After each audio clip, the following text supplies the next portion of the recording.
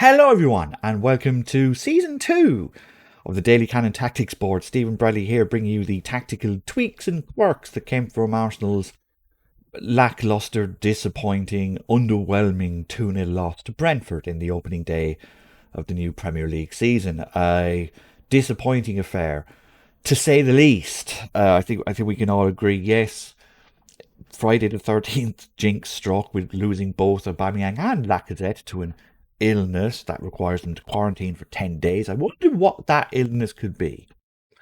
But yeah, like fair play to Brentford. They were the better team and they deserved to win the game. It was a great occasion for them and full marks to them. But over the next 15 minutes or so, I'll try to illustrate why Arsenal were having so many problems, getting through a rather well organised Brentford defence and how they managed to somewhat fix it in the second half, but by then it was rather too late. And yeah, again, if you do enjoy this kind of analysis, leave a like on the video. If you do want this analysis coming into your inboxes on a regular basis, please, we very much appreciate it if you hit the subscribe button and the little bell. That way you'll get an alert every time a video comes in. And yeah, we'll get straight into it. Arsenal versus Brentford. Like the best thing about this Arsenal game was frankly the kit. It's beautiful. Some people think it looks like the upholstery from a bus seat, and I get that, but they lined up exactly as we thought they were going to line up. Tierney, Mari, Ben White in his debut, Callum Chambers playing right back. Looks like he's now the number one right back at the moment. I genuinely don't know if that's a good thing or a bad thing. My sense is it's the latter, because he's okay, but especially in games like this, you miss having balance on both sides, and I'll explain why in a second. Xhaka is now basically vice captain, or at least number 3 captain. They're going to give him a new contract with more money. Considering they were selling him 3 weeks ago, it's a mess. He was okay last night.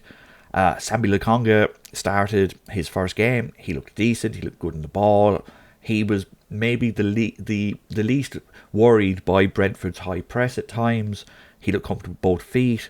Just a good start. I would like to see him and Partey in the midfield a couple of times before, making long-term judgments on him, because those two seem like they would dovetail well together. And then with Aubameyang and Lacazette out, Florent Balogun was given his first start, and been a rough one, frankly. Again, first start, didn't offer much, not his game. He is very much a player that likes to run behind and finish chances, a bit like Eddie Nketiah can, a bit like Aubameyang can and Lacazette can. But he'll have to work on his hold-up play. He was excellent at last year for the youth, so it's something he'll have to work on. And then Martinelli, Smith Rowe, and Pepe, and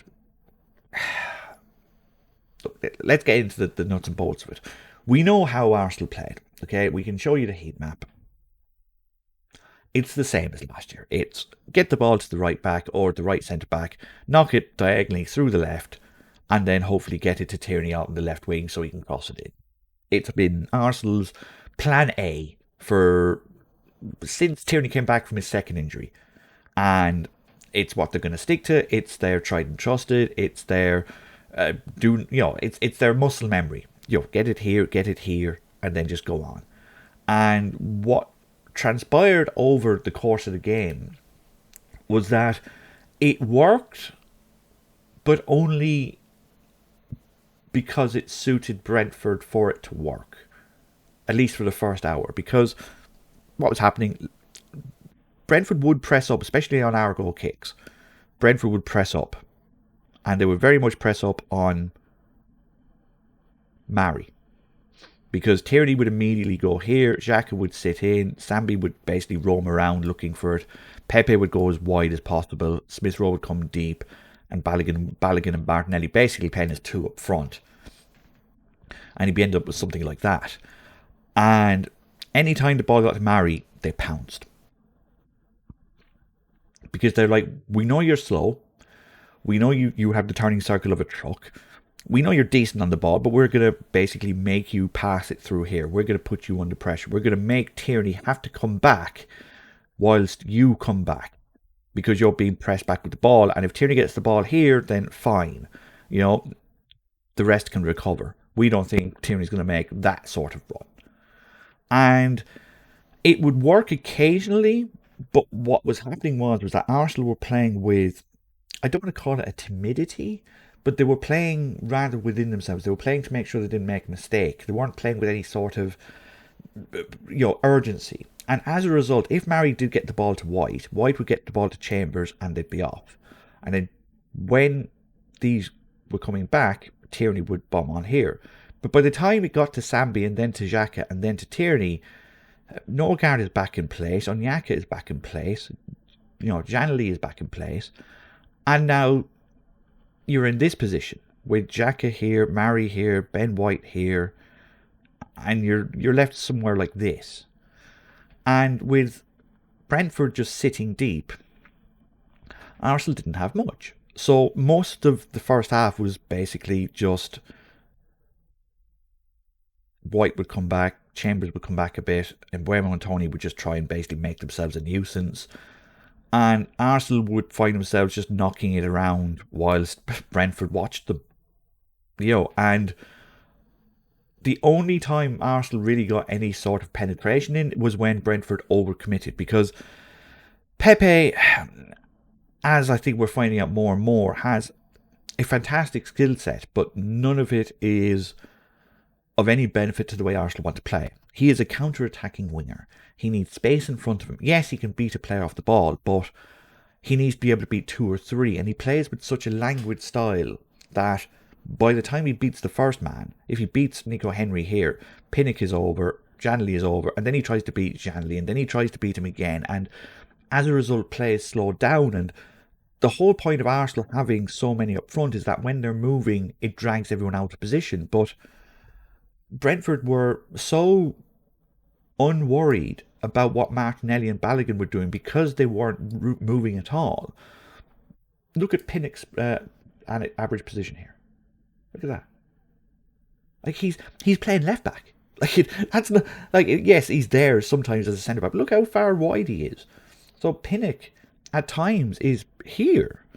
With Nico Henry playing there because Pepe is here, and as a result, Janely can come there and cover him off. Janssen can come over, and Ayer can come over. And they're just saying, look, we're not letting Pepe have the ball. We're not letting him have space. We're not letting him beat us. So the ball would come back, it would go to Sambi, it would go to Xhaka, and then Tierney would be in. And this is where Arteta's plan works and doesn't work simultaneously, because Tierney was able to beat Canos at will. But because Martinelli isn't a winger or a midfielder, he is a forward. He is not that much of a threat on the ball, like here, 40 yards out from goal. Alright? So that means when the ball comes back around from Pepe to Sambi to Xhaka to Tierney, and Tierney's here, Ayer can just sit there because he knows he's got Janssen and he knows he's got Pinnock coming back. Ayer has to do nothing, because even if Tierney does beat Canos and gets here and then tries to put a ball in, by the time he's beaten him, Canos has come back, but so is Onyeka, so is Norgard, so is Janely. And even if Martinelli makes a run in, which he did occasionally, and so does Balogun,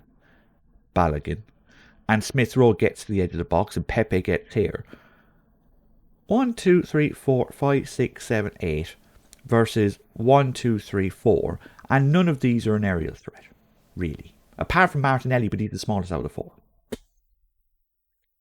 Tierney has to be the second incarnation of David Beckham for this to work. And to his credit, he did get a couple of good balls in when there was a little bit of movement, but he only did so when it was played at a little bit of speed and it was Balogun who was making a run and Martinelli had gone the other side.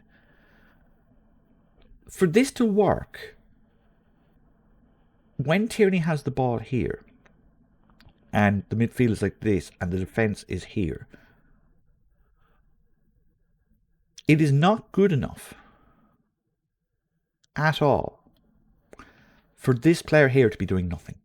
You cannot waste a position. You cannot waste. And this is exactly the same problem when this player here is Lacazette, because he'll stand there, and this player is Aubameyang, because it's exactly the same problem. Martinelli is as much as a threat on the ball, with the ball at his feet, 40 yards out from goal, as Aubameyang is. You know, Aubameyang's not going to beat you with a dribble move or a skill move, neither is Martinelli. Martinelli's strength is getting into positions like this, and then shooting, and then creating something. When he's here, he does one of two things. Either A, he completely leaves Tierney isolated because he doesn't want to get in the way. As a result, Tierney is now 1-on-2. And if he's here, then, you know, the centre-back can go, dude. You know, the second striker 35 yards out from goal. I don't care, happy days. And he's not going to get the ball. Or B, he comes really close to him to help, but at the same time, just gets in his way. And as a result, he's doing nothing. He's trying, God bless him, he's trying, but he's doing nothing. And so every time Tierney beat the right back, he'd get there. Brentford were like, grand, on you go. It's fine. You know, if Tierney can put that on Balogun's head and beat our three centre-backs, fine. No bother. Could he? No. Because again, like, when Man City do it, and Man City are kings at getting the ball into these areas here, they'll have 1, 2, 3, 4, 5, 6 at times. With, you know, 3 at the back with one of them sitting here. They'll have 6 players in there, you know, bombing in, just to make this lad's job a little bit easier. And then with Liverpool, who do this, who, you know, cross it in with great frequency as well, Liverpool don't cross it in from... Give me Smith Rowe. There he is. Liverpool don't cross it in from here. Liverpool cross it in from here, and especially with Trent Alexander, here. When Trent gets free here, the centre midfielders are usually here, and they've got 3 up front. They've got Salah, Firmino or Jota, and Mane. And Trent's job is to basically beat the back 4 or back 5 from here. And because he's such a prolific crosser of the ball, he can. So he only has to, so it's still 3-on-4 or 3-on-5 occasionally. But with these 3 so central, it's usually 3-on-3. Arsenal, because they were playing with such a lack of pace and such a lack of urgency, Tierney was getting into great spots. But by the time he got there, Brentford had just closed up all the gaps. And there was no one to cross it to. So Brentford then took advantage of their one good chance. Should Leno have said at the near post? Probably, but some shots go in, some don't. And then Arsenal had a problem because now Brentford didn't have to press; they were 1-0 up. And at the hour mark, Arteta made a change, and it was a good one. And regular viewers of the Tactics Board will know how unimpressed I've been with Mikel Arteta's ability to change games off the bench. But he made the right substitution. He took off Balogun, who, again, first start, can't really make much of a judgment, but it wasn't great because he just wasn't as little as Martinelli was offering. Balogun was offering less. You know, like when Lacazette plays as a 9, Lacazette will come back, link up the play, and then try to get in. Balogun wasn't doing that. Balogun was just sitting on Jansen's on his shoulder, hoping to get in behind. But with no balls going in behind, Jansen just stood there and laughed. You know, and any long balls that went up to him, you know, Jansen and Pinnock swallowed them. So he took off Balogun and threw on Wonder Boy himself, and who received a great ovation by the Brentford fans, and you know, the same ovation he got at Tottenham a few days ago. And it's nice to see good, well-mannered football fans giving him the support that he deserves. You know, so Bula boss for that. But they pushed Martinelli up top, and they played Saka ergo as a left wing, but not really, because Saka was there. Didn't play wing at all, again, because he doesn't want to get in the way of Tierney either. But the big difference between Saka and Martinelli is that now with Martinelli here, he can go wherever he wants, and he did for 10-15 minutes before he was substituted himself. But the difference now is that with Onyeka focusing on Saka because of the press, Tierney now has Canas one-on-one, same way he always has. But now IR has a completely different problem on his hand. Because everything we said that Martinelli couldn't do, Saka can. Can Saka... anytime Onyeka got close to Saka, Saka just beat him on the dribble and went past him. And now Arya has a problem. Because if he comes forward, Saka has the ability to play that ball through there and Tierney's off. If IR stays where he did, which is what he did for Martinelli, now Saka's running at the defence. Do you want that? No. Because again, now this has to happen. And now it's 4-on-4 again. And even with these coming back, because he's beaten one, he's running directly at your defence. And Canas can't help because, again, Tierney is a threat on there. So, what did IR do? He basically got caught in between and did neither. So, now, because IR has to stay there, he has to stay here. No longer can Pinnock and Janssen just sit on Pepe's lap. No longer can he be double teamed. Because now, if IR goes here, suddenly it's 2-on-1 and now you're in trouble. Because the ball will get switched immediately. And at will, Arsenal just peppered this left-hand side because IR did not know whether he had to cover for here or leave space there. And every time he came over here, that meant Janssen comes over here, that means Pinnock has to come over here, and now it's 1-on-1, and then Smith Rowe gets in that little space, and now they're in here too. And this is what's going to be key over the next 2 weeks, because they're going to have far less of the ball against Chelsea and Man City than they did against Brentford. But it's going to be attacking these half spaces here. That's going to be the key. Because as if it looks at the moment that either Balogun or Martinelli is going to be starting up front. I would probably say Martinelli with Saka playing left wing. The reason why Arsenal are buying Odegaard isn't to play here. I think it's to play here. I think what they're going to do is they're going to try and get Saka to be more of a threat in the left wing, and then Smith Rowe and Odegaard are basically going to just switch and swap like they did at the end of last season, and then try and cause havoc there and just try and drag everyone out of position. But like I said, clubs come up with different solutions for different, for their own problems. Chelsea have identified the fact that they're playing pretty much with their wing backs knocking in 24 crosses a game as well. How have they solved it? They've solved it by buying Romelu Lukaku again for 100 million because they can. Like Manchester United want to, get more production out of here because Pogba being here, they don't want everyone just sitting on Pogba, so they've bought Jadon Sancho.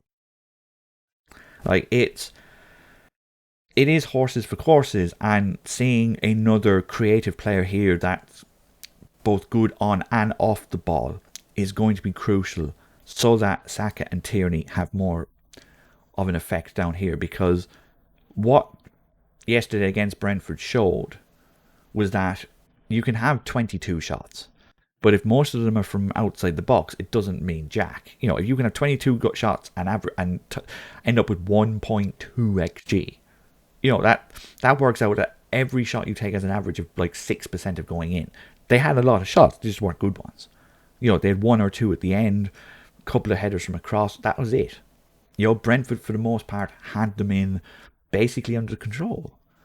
And most of that was down to the fact that Arsenal were at times playing with 10 men because the player here wasn't helping. Tierney was beating him all by himself and then had no one to cross it. Can they fix that? Yes. Will Arteta be given time if they lose to Chelsea and Manchester City? International break.